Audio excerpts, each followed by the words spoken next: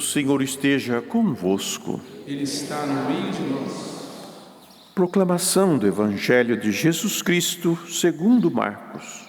Glória a vós, Senhor. Naquele tempo, traziam crianças para que Jesus as tocasse, mas os discípulos as repreendiam. Vendo isso, Jesus se aborreceu e disse: Deixai vir a mim as crianças, não as proibais, porque o reino de Deus é dos que são como elas. Em verdade vos digo, quem não receber o reino de Deus como uma criança, não entrará nele. Ele abraçava as crianças e as abençoava, impondo-lhes as mãos. Palavra da salvação. Glória a vós, Senhor. Que as palavras do Santo Evangelho perdoem os nossos pecados. Amém.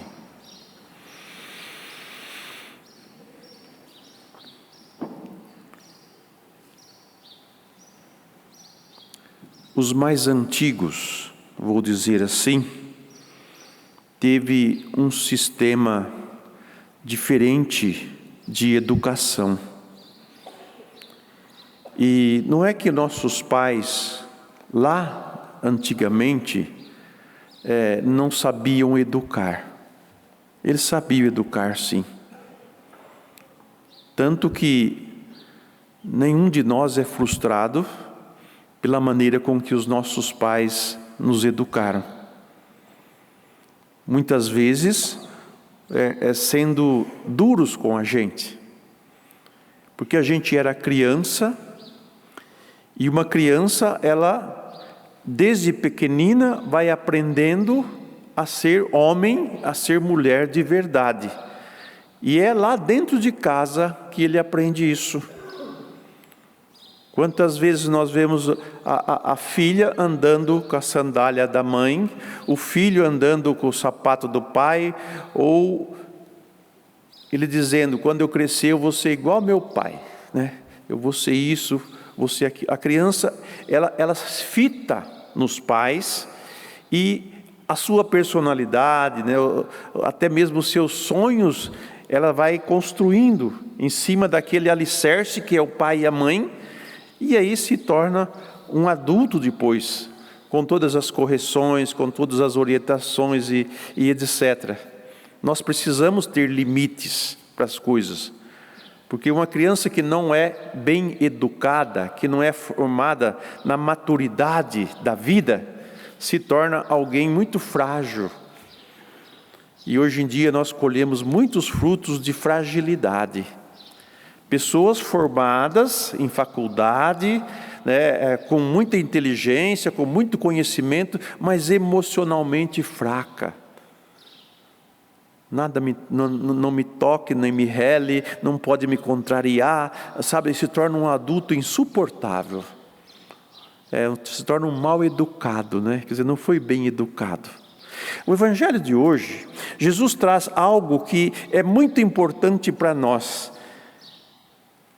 Tomando da imagem da criança, que ele diz, não impeça as crianças de virem a mim, porque o reino dos céus serão delas, né? Elas serão o reino dos céus, porque se as crianças não virem a mim, e não aprenderem comigo, não se moldarem em mim, que vim da parte do Pai revelar a vida em plenitude, o que será do futuro delas? E outra coisa, outro elemento muito significativo que eu já falei, mas é da questão do filho e da filha que se moldam, que se copiam os pais. Não precisa nem falar, eles parecem esponja, né? Eles sugam a gente. Ele vê nossas palavras, vê nossas atitudes, vê nossas... né? Quantas vezes as crianças dizem para o pai e para a mãe, né? Ah, você disse uma coisa e está fazendo outra, né? Você quer que eu seja bom, mas você é ruim. Sabe? Ela se molda. E assim o cristão deve ser em relação a Deus, em relação a Jesus. Só entra no céu quem se tornar como uma criança, quer dizer, como alguém que se afeiçoa a Deus, busque a Ele, deseja ser como Ele, agir como Ele, sabe, deixar-se moldar por Deus. É esse o sentido da criança aqui. É nós tornarmos dessa maneira, olharmos para Ele e copiarmos Ele, vamos dizer assim, nas suas virtudes, nas suas qualidades, embora sejamos frágeis pecadores, mas esse acesso a Deus não nos é negado, Ele comunica. Então, olhe para Jesus, olhe para Deus e busque imitá-lo, busque viver como Ele é. Eu quero ser como meu Pai é. Não é assim que o menino diz às vezes? Se o pai tem uma profissão, ou tem algo que ele faz, e faz muito bem feito, que é elogiado, o filho automaticamente faz: eu quero ser igual ao meu pai, eu quero fazer isso, ou então eu quero ser igual à minha mãe. Quem não gosta de coisa boa, né? E Deus oferece o melhor para nós, que é a vida em abundância. Então, como crianças na fé, que depende de referência, que depende de algo concreto, firme, consistente, é isso que vai nos formar, é isso que vai fazer de nós adultos na fé, adultos maduros, adultos equilibrados, adultos que sabem o que está fazendo e por que está fazendo, e faz bem feito, vive bem. É essa mensagem que Jesus hoje está nos dando através deste Evangelho. Ele mesmo, que se encarnou, foi uma criança também. E olha só que coisa bonita, quando ele completa 12 anos, ele vai para o templo naquele momento, e a Virgem Maria sai preocupada com ele, à procura dele, em busca dele. E qual é a resposta que ele dá para sua mãe? Não sabias que eu devia estar na casa de meu pai? Eu estava na casa de Deus. Jesus se moldava ao Pai, como homem, como Deus feito homem, né? Não perdeu a sua divindade, mas na nossa humanidade ele se molda, se torna obediente, se torna fiel, se torna cuidadoso, zeloso das coisas de Deus. É esse o molde que a Virgem Maria mostra para nós, através do seu próprio Filho, nosso divino Salvador. Então, diante disso, a primeira leitura que nós ouvimos hoje, já nos mostra uma atitude madura da fé. Porque quem não é maduro na fé é inseguro nela. E uma pessoa insegura não consegue rezar com fé, não consegue rezar com confiança. E por isso não consegue, alcançar o objetivo, o bem que ela busca. Então o apóstolo vai dizer: se alguém de vós está sofrendo, recorra à oração. Não pede para os outros rezarem, reze. Hoje nós temos a mania de pedir para os outros rezarem. Reze por mim, reze por mim. Reze por você. Os outros também vão rezar. Não é pecado pedir para rezar, para os outros rezarem. Mas tem um que fica esperando que os outros rezem e a graça venha para mim. E eu só fico aqui em berço esplêndido, né? Como alguns que querem que os outros trabalhem por ele, mas ele não quer trabalhar, não quer pôr a mão no serviço. Então, se você é um adulto que amadureceu na fé, que se espelhou em Jesus, reze, converse com Ele. Deus não é um distante, desconhecido, inacessível.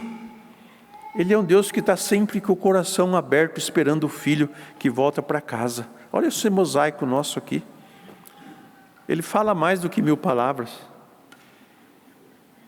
O que é um filho voltar para a casa do pai e reconhecer quem é o pai. Muitas famílias têm experimentado, feito a experiência do filho pródigo, né, que saiu de casa e depois um dia ele volta para casa. E assim Deus também espera de cada um de nós. Mas o apóstolo Tiago, ele vai dar vários passos para nós aqui. Se alguém de vós está sofrendo, recorra à oração. Se apoie em Deus, confie nele. E se alguém está alegre, cante hinos. Como é bom cantar, eu gosto de cantar. E quando eu estou alegre, eu canto mais ainda. Quando eu estou triste, eu não canto tanto, mas mesmo assim eu canto, porque o canto espanta tudo que é mal, tudo que é coisas negativas. Se alguém dentre vós estiver doente, esses textos eu uso muito na unção dos enfermos, mande chamar os presbíteros da igreja para que orem sobre ele, ungindo com óleo em nome do Senhor. Você crê em Deus e crê que Ele deu à sua igreja, né, o ministério da oração e da cura, do sacramento da unção dos enfermos. Não tenha medo de pedir a unção dos enfermos quando realmente necessitar dela. Não é receber de qualquer jeito. A oração feita com fé, olha só, a oração feita com fé, a oração feita como quem confia em Deus e tem certeza de que Ele vai responder a minha oração, salvará o doente. O Senhor o levantará e se tiver cometido pecado, até receberá o perdão. Assim é o sacramento da unção dos enfermos. E outra, que é muito interessante, nós costumamos falar muito da vida dos outros, dos erros dos outros, mas não falamos dos nossos erros. Então o apóstolo vai dizer: confessai os vossos pecados uns aos outros e orai uns pelos outros para alcançar a saúde. Tem muita gente doente do pecado ou doente fisicamente também, porque não reza, porque não dialoga com Deus, porque não tem amizade com Ele, não acredita nele. Eu gostaria que muita gente não corresse atrás das pessoas que rezam ou que fazem milagres, mas que descubram que a sua fé, a sua confiança em Deus também produz milagres. Não é o tal padre ou tal pessoa que faz milagres. Sim, ele também reza. E Deus também escuta-o. Mas, e quando eu descobrir que eu também, pela minha fé, pela minha confiança em Deus, pela minha caminhada com Ele, eu também posso rezar e posso alcançar a graça de que preciso, ou o conforto de que preciso neste momento. E ele continua: assim Elias, que era um homem semelhante a nós, orou com insistência para que não chovesse, e não houve chuva na terra durante 3 anos e 6 meses. E em seguida orou de novo, e o céu se abriu, e a terra voltou a produzir o seu fruto. E ele vai concluir: meus irmãos, se alguém de vós se desviar da verdade e um outro reconduzir, em vez de falar mal dos pecados dos outros, das falhas dos outros, reconduza ele à fé. Porque aquele que reconduz um pecador desencaminhado, salvará da morte a sua própria alma e cobrirá uma multidão de pecados.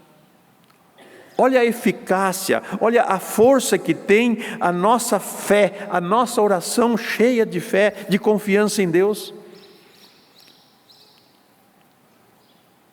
O mundo anda assim, balançando. A gente não sabe mais em quem confiar. Quem é bom no meio de tanta gente boa que se dizem ser boas aí? Quem que é bom? Jesus dá essa resposta: só Deus é bom e ninguém mais. Confiemos nele, acreditemos nele e nos relacionemos com ele de filho para pai, de filha para pai, sem medo, mas com fé. E eu tenho certeza que muita coisa vai mudar na sua vida. E já está mudando, porque Deus é fiel àquilo que Ele diz e tudo aquilo que Ele deixou para nós como